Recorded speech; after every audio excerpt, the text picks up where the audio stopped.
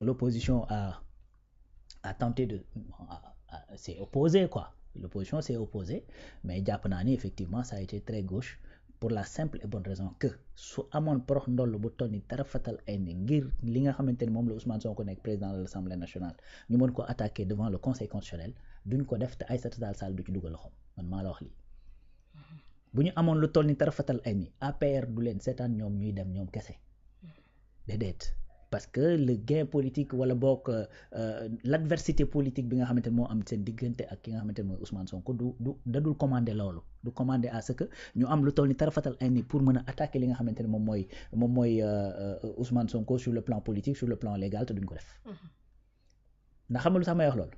bañ ko ëppee doole te xam ne buñ dalee ci kawam gaañ ko gaañ njabootam mën naa ne hésité wuñu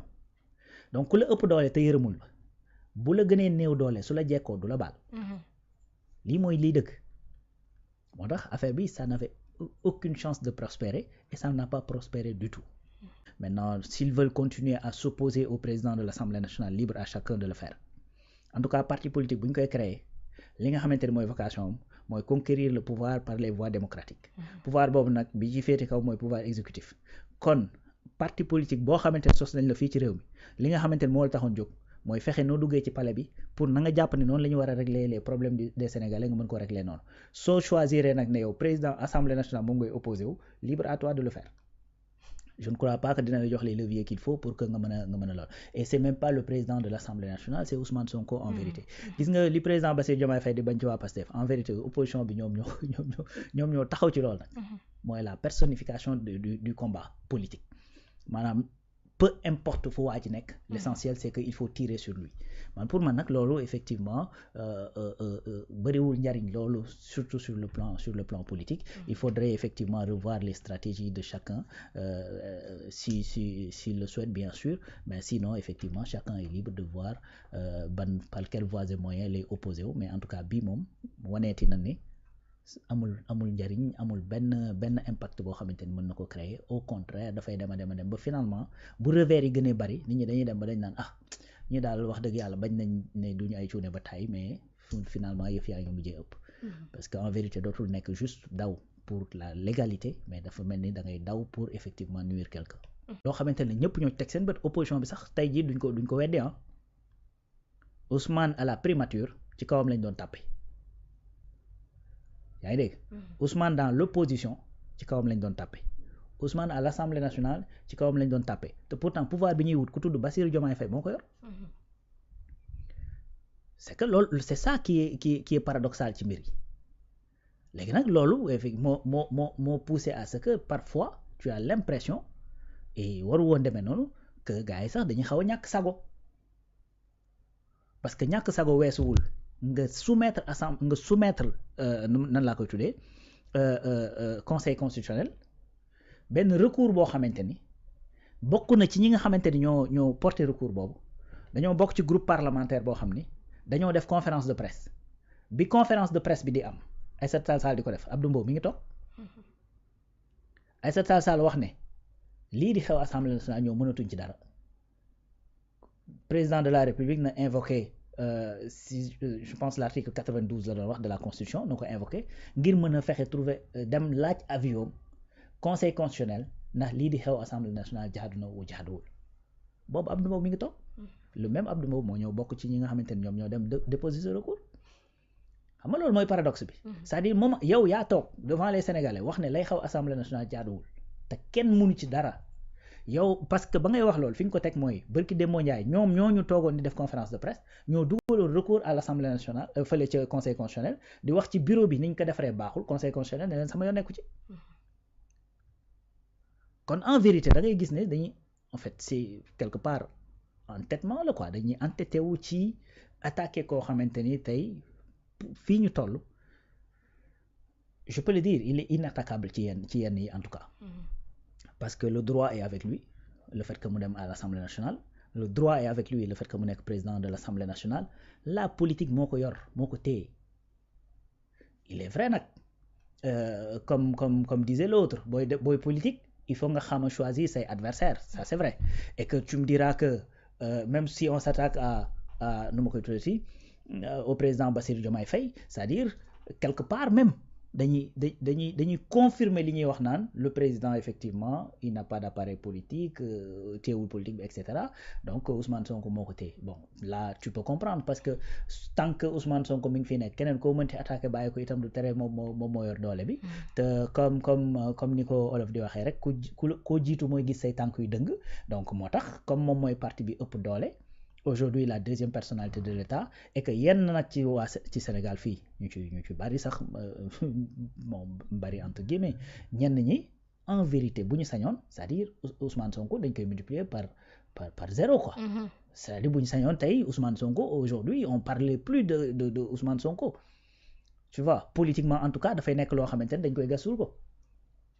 tu vois donc moo tax bi nga xamante ni jóge na primature ñu gis ne fenêtre a ngi noonu mais bi mu dellu assemblée nationale yalwaan yu bari këpp te nag loolu dafa bokk ci li nga xamante ni ci ay force Ousmane Sonko la bokk mooy këpp yalwaan loolu nag da cee ay leneen nag mooy et ça c'est une analyse sama xalaat la Tafsir Thioye c'est l'école de Abdoulaye Wade li mu doon wax mooy un homme politique c'est-à-dire quel que soit effectivement alpha il faut que ñu koy tudd Abdoulaye Wade moom loolu la doon wax quel que soit effectivement ci li ñu koy tudd un homme politique il faut que ñu lay tudd sauf que cette réalité dafa am évolution tuuti lu tax mu am évolution tuuti mooy Abdoulaye Wade contexte yi mu doon waxee loolu ak contexte léegi dafa bokkul Abdoulaye Wade contexte ba muy waxee loolu lan moo fi amoon benn rajo benn télé journaux yi nga xamante ne dañ leen doon bind presse écrite bariwul woon xëy na Walfadjri fi nekkoon Le Soleil tu vois donc la communication n'était pas aussi diffuse que ni nga xamante ne noonu la mel aujourd'hui les réseaux sociaux ça n'existait pas da nga daan dugg ci koñ lëmm benn téléphone a fay am boo def ndànk benn télé jamono yooyu c'est-à-dire pour nit ki jot information da doon yéex da doon compliqué de ce fait il fallait que nga def de sorte que maanaam les médias yi nga xamante ni dinañ mën a dem ba yenn ruq yeeg ruqaat yi mën di wax say wax chaque jour pour que au moins nit ñi mën a garder ce fil léegi nag maintenant que l'information dafa bari te dafay yegg très rapidement ñu fu baree bari souvent ma rappelé ne dans la communication digitale dañ lay wax ne la rien ne vaut une bonne communication une bonne réputation qui voyage vite pour wax la li nga xamante ne mooy les qualités de la communication digitale mais le contraire est aussi valable rien n'est pire qu'une mauvaise réputation qui voyage vite donc cette nu ma koy tuddati cette théorie bi wax naan un homme politique quel que soit alpha dañ lay dégg rek ben loolu ce n'est plus valable aujourd'hui tu vois donc nañ lay dégg rek waaye dañ lay dégg ci loo xamante ni dafay ànd ak des valeurs dafay ànd ak de la cohérence dafay ànd ak de la consistance dans la réflexion dafay ànd ak de la cohérence dans la démarche et ainsi de suite parce que encore une fois digital bi moo tax léegi nit ñi de plus en plus du ñu nekk di def lu ñëw rek ñu ne waaw tel média moo ko wax de kon dëgg déedéet peut-être di nga am une certaine crédibilité mais gars yi aussi danañ dem xool parce que les moyens pour vérifier léegi jafeetul pour mën a xam kan effectivement moo nekk di joxe li nga xamante ni mooy la bonne information ou pas et puis kan moo nekk la nga xamante ni moom la doon wax démb di ko wax tey di ko waxaat suba nga xamante ni au moins soppeekuwul changé wul ci engagement yi nga xamante ni du ko jël ak réew mi c'est ça qui a changé effectivement ci li nga xamante ni mooy landerneau politique bi tu vois ce n'est plus quelque chose d'élitiste politique nekkatul affaire d'élite bu njëkk la demee woon noonu moo tax sax ñenn ñi nga xamante ni ils sont dañuy nostalgique de politique bi nga xamante ni moo amoon du temps de Diouf et cetera c'est-à-dire bu ñu lay wax sax loolu lañ lay wax non politique léegi dafa yàqu parce que effectivement nit ñi dañuy waxante lii dañuy voilà quoi donc bu njëkk gars yi dañoo amoon niveau et cetera niveau yi gis nga ba tey jii nit ñaa ngi am niveau au contraire c'est-à-dire niveau ya nga xamante ni moom la ñenn ñi amoon en 1990 boo leen indi woon en 2026 boo def naa ñu dooni analphabète parce que les contextes ne sont pas les mêmes jamono yi bokkuñu ba tey y a des gens qui sont compétents dans des domaines qui sont des domaines nouveaux nit ñi ngi wéy di am xel ba tey c'est juste que c'est la communication politique moom moo démocratisé wu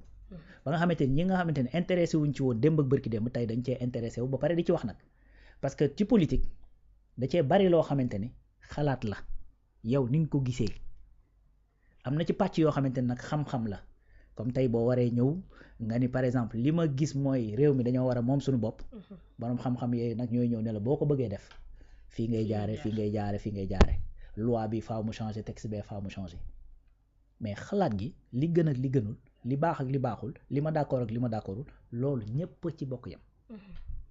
et c'est ça ci contexte boobu lañ nekk aujourd'hui donc plus effectivement nit ñi di mën a identifier wu ci sa message plus nit ñi di mën a identifier wu ci yow plus nit ñi di mën a am confiance parce que tu restes cohérent plus nit ñi di adhérer à ton message c'est tout voilà